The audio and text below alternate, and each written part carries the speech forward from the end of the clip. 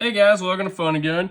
This is going to be part one of a two-part series here. I'm going to be doing on assembling this particular firearm. We're going to go over the parts that I use in the slide and show you this slide assembled. And in the second part, we're going to do the lower half of the gun, the grip assembly. So if you want to go ahead and look in the description there, I'm going to put a pinned comment of a few different frame options there that could be used with this particular build, being a Glock-esque build.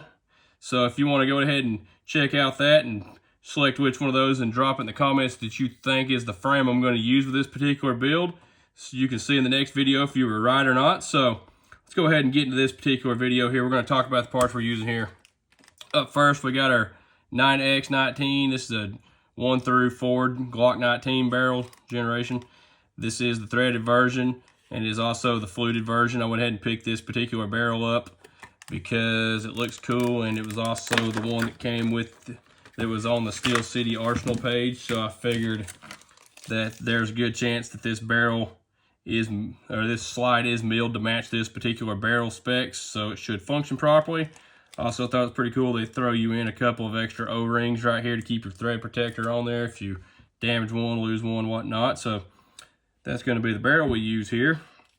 Up next, we're going to talk about the slide plate here, the rear plate of the slide. It's got the little US style star on the back of it, as does the plane right here. As you'll see, this is themed to the slide that I have for this particular gun. That's also made, that's made by Steel City Arsenal.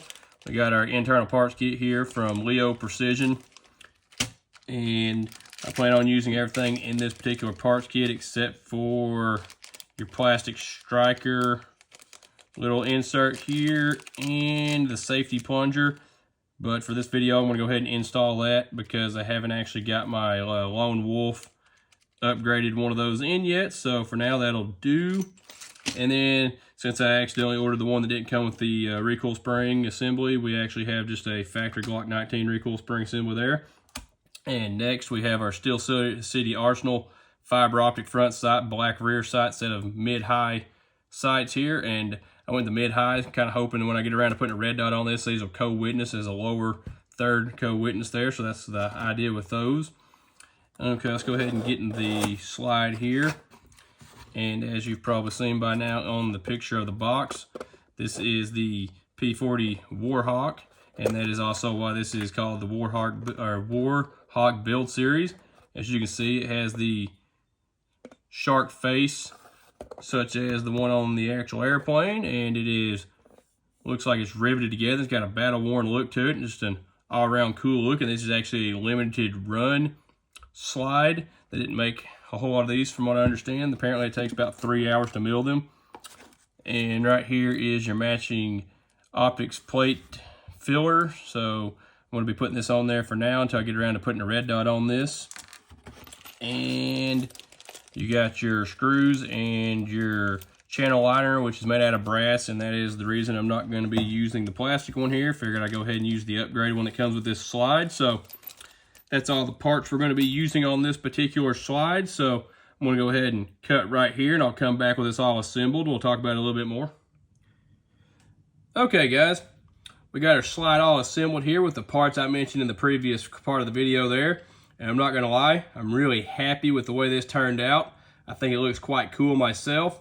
So let's go ahead and go over these parts a little bit more here and just how they fit together here. Let's go ahead and start off with the front side. I was actually really happy with the way this fit into this slide.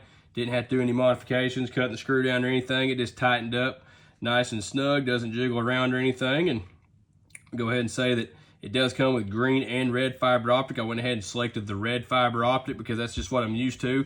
A lot of my guns, such as my Glock 17L slide here, has the red fiber optic installed on them with a plain black rear sight, which is also how this is a plain black rear sight.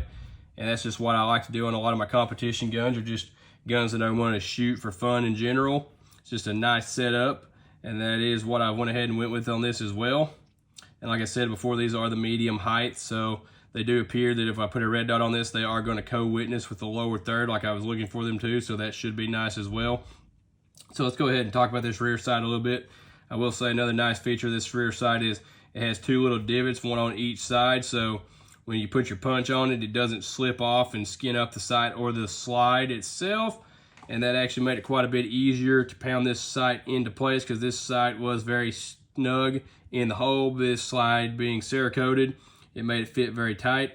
And I don't actually have a sight pusher because I don't mount enough sights to need one, so I did hammer this in, so it took a little bit of effort to get in there. It also has a locking screw to lock this in place. I guess that's more if you don't have Cerakote, because I don't really think this sight was going anywhere anyways, but went ahead and installed it just as a good backup, I guess. And I'm pretty happy with the way this optics mount cover fit this particular slide. I like how it's not just milled straight with the side of the slide here. Just kind of gives it a cooler look, and it actually gives you something a little bit more to grip onto when you're racking the slide. Really happy with the way that turned out.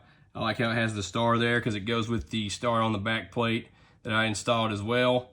This does not actually come with the slide. This is something you purchase separate, like I mentioned earlier, but this did kind of just complete the look, so I went ahead and picked it up as well to go ahead and give it the star on there a few places, such as the one on the actual Warhawk here. So thought that was pretty cool as well. So let's see what else here. Let's go ahead and flip to the side here. Let's talk about the Leo Precision Parts Kit a little bit. So in the extractor assembly right here, the little plastic piece in the back of the spring was a little bit snug into the hole, and I also contribute that to this being a Cerakoted slide. So if you pick up this particular parts kit, you may have to do this as well, but where it actually pops down for the back plate to go onto this particular slide, I did have to take that little plunger and sand the radius down a little bit on it for it to fit down in the hole. I think that is because of the Cerakote. So that is something you might have to do, not too big of a deal, just a little bit of extra work there. And then also, when you get down to your striker assembly here, this little plastic piece that goes on the back of your striker that completes your channel liner here also was a little snug into the hole. Doesn't really create any issues that I can see. Striker still moves freely in the channel. Another thing about this striker I would point out is it's pretty nice, is it actually has a tin coating on it, so it should be a little bit more slippery and lubricated, or I guess, I don't know if that's the actual word, but a little slicker than the actual factory one. So that's pretty nice. And like I said before, I did go ahead and install a factory style safety plunger. I do plan on replacing that with an upgraded one with a lighter spring. I do like to use that particular style plunger, like the one in my 17L here, because that goes ahead and gives you a little bit of a smoother and lighter take up on your trigger pull. So that is why I go ahead and do that. I do plan to go ahead and do that, that is. So while we're under here, let's go ahead and talk about the recoil assembly. Like I mentioned earlier, this is just a factory Glock recoil assembly. I do have plans to replace this. This is just what I needed to go ahead and put in here to go ahead and shoot this gun while I wait on the other parts to come in, which has got a little bit of a lead time on them. And that's going to be a DPM recoil assembly. That is the 3-stage setup. I don't know if you haven't never seen one of those. It's a pretty cool setup. I actually have one in my 17L here, and as you can see, there's a actual the line right there, and that is because your actual guide rod itself has 2 springs inside of it, and you can actually adjust the spring rate by changing the spring on the outside. And I went ahead and ordered the soft version, which comes with 5 different springs to give me the maximum amount of options for changing the spring rate, just in case for a few other ideas I have for this particular build later on. Figured it'd be nice to have that full adjustability there, and I've had pretty good look at them, like I said, in my 17L, and I also have a SIG 320 build that has one in it as well, so have a little bit of experience with that particular recoil assembly, so that is something that's going to end up in this at some point as well.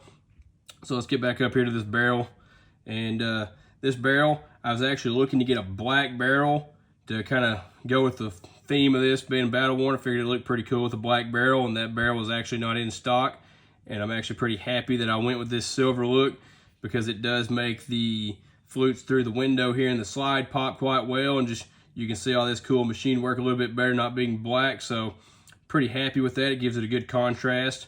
And when I was mentioning a few other ideas I had with the particular build here with the recoil springs being adjustable, I have the window here, as I mentioned just a second ago, and I figured it'd be cool, since this is mainly going to be used as a suppressor host, if I did want to shoot it like IDPA or just mess around with it a little bit unsuppressed, I could pick up like an AIM surplus ported barrel, just something cheap to drop in here to make use of the ports here, and if it didn't cycle properly, I'd be able to adjust the spring rate, and or if I'm shooting it suppressed and have issues, I can be able to adjust it as well.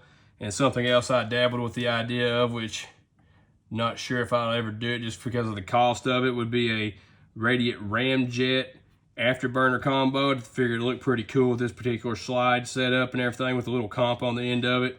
Kind of complete the whole look of that, but that is something I dabbled with the idea as well, and figured it'd be nice to have the adjustability of the spring rate. So that is what I have planned for this particular build here. And like I said before, if you are going to be interested in what else I have coming for this particular build, you can go down there and there'll be a pinned comment in my comments down there that you can select what frame you think I'm going to use with this particular build. And if you go ahead and watch the second video, you can see if you were right, and you can go ahead and drop a comment in that video saying if you were or not. Figure that'd be just something fun to do with this build. So go ahead and drop your comment down there now to select what frame you think I'm going to use and see if you're right.